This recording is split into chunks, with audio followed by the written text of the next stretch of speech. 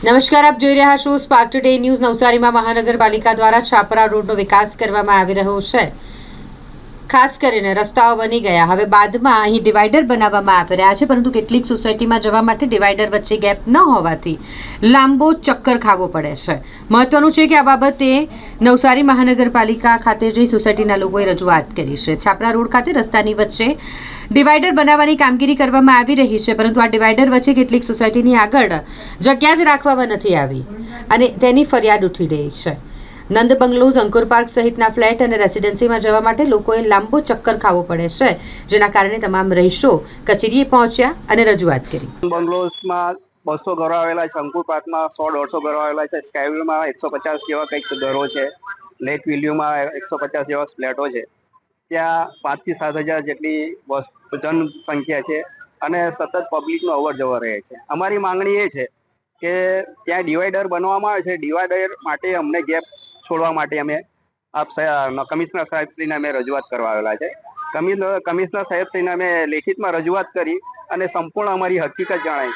એ હકીકત મુજબ ત્યાં અકસ્માતો, ફેટલ અકસ્માતો, કેટલાકના મૃત્યુ, જાનમાલને નુકસાન થયેલી છે, રીતના અકસ્માતો થયેલા છે, પણ અમને કોઈ સંતોષકારક જવાબ મળ્યો નથી। છેલ્લા 6-7 દિવસથી અમે અહીંયા આંટા માર્યા છે, અમને કોઈ મુલાકાત નથી આપતા અને આજે અમને મુલાકાત આપી પણ અમને કોઈ સંતોષકારક જવાબ નથી આપતો। હવે જો નવસારી શહેરનો વિકાસ કરવો હોય તો નવસારી જનતાને એની જાનમાલને નુકસાન ન થાય તે રીતનો વિકાસ કરવાનો હોય। જ્યારે આ વિકાસ માણસની જિંદગી જોખમમાં મુકાય તે રીતનો વિકાસ દેખાઈ રહેલો છે, તે અમારી એક જ માંગણી છે કે ત્યાં ડિવાઈડર નહીં બને અને કોઈ લોકોની જિંદગી સલામત રહે છે, અમારી માંગણી છે। કમિશનર દ્વારા અમે લેખિતમાં જવાબની માંગણી કરી, પણ જવાબ આપવા માટે સદંતર ના પાડે છે કે અમારી જવાબદારીમાં આવતું નથી।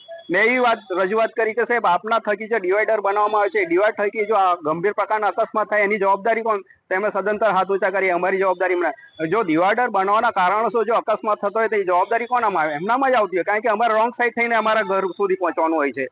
એ રીતે અંકુર પાર્ક વાળા પણ રોંગ સાઈડ પર એમના ઘર સુધી પહોંચવાનું હોય, તો રોંગ સાઈડ અમારા બાળકો આવે, અમારી માતાઓ, બહેનો આવે તે રોંગ સાઈડ થી આવા ગંભીર પ્રકારના અકસ્માતના ભોગ બને। એટલે અમારી એક જ માંગણી છે કે અમને ગેપ મળવો જોઈએ, અને જો ગેપ નહીં મળે ને કોઈ ગંભીર પ્રકારનો અકસ્માત થાય એની જવાબદારી મહાનગરપાલિકાની રહે, એ જ અમારી માંગણી છે।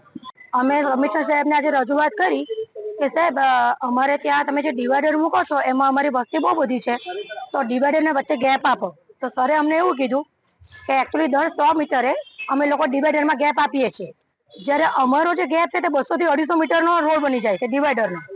તો અમે સરને એવું કીધું, તમે સ્થળ પર આવો અને તમે પહેલા માપણી કરો અને જોઈ લો કે 100 મીટરની જગ્યાએ 120 મીટરે તમે ગેપ આપો, પણ લીગલી તમે ડિસિઝન લો, કેમ કે અમારું 200 થી 250 મીટર થઈ જાય છે। 200 થી 250 મીટર જો થઈ જતું હોય ને વચ્ચે ગેપ જ નહીં આપતા હોય તો દરેક રહેવાસીને તકલીફ પડવાની, બચ્ચાવાળાને તકલીફ પડે, બુઝુર્ગને તકલીફ પડે, કામદાર માણસો તકલીફ પડે, એકને તકલીફ પડે। તો અમારું ખાલી એક જ માંગણી છે કે તમે સ્થળ પર આવો, એક વખત સર્વે કરો અને તમારે કાયદાકીય પ્રમાણે 100 મીટરની જગ્યાએ 120 મીટરે તમે ડિવાઈડરમાં ગેપ આપો, પણ એવી જગ્યાએ આપો કે જ્યાં વસ્તી છે। તમે અવાવરૂ જગ્યાએ ગેપ આપો છો તો મિનિંગલેસ છે।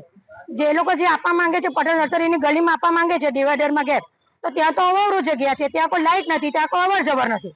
અને બીજું કે અમારા રોડ પર બહુ બધી સ્કૂલ આવી છે, 5 થી 7, અને બીજું કે અમારી જે સોસાયટી છે એની આજુબાજુ 4 બિલ્ડિંગ છે, તે ઉપરાંત 3 સોસાયટી છે, એટલે ઓછામાં ઓછા અમારી સોસાયટીની આજુબાજુ પણ 2 થી 2 હજાર રહીશ રહે છે અને દુકાનદાર તો અલગ છે।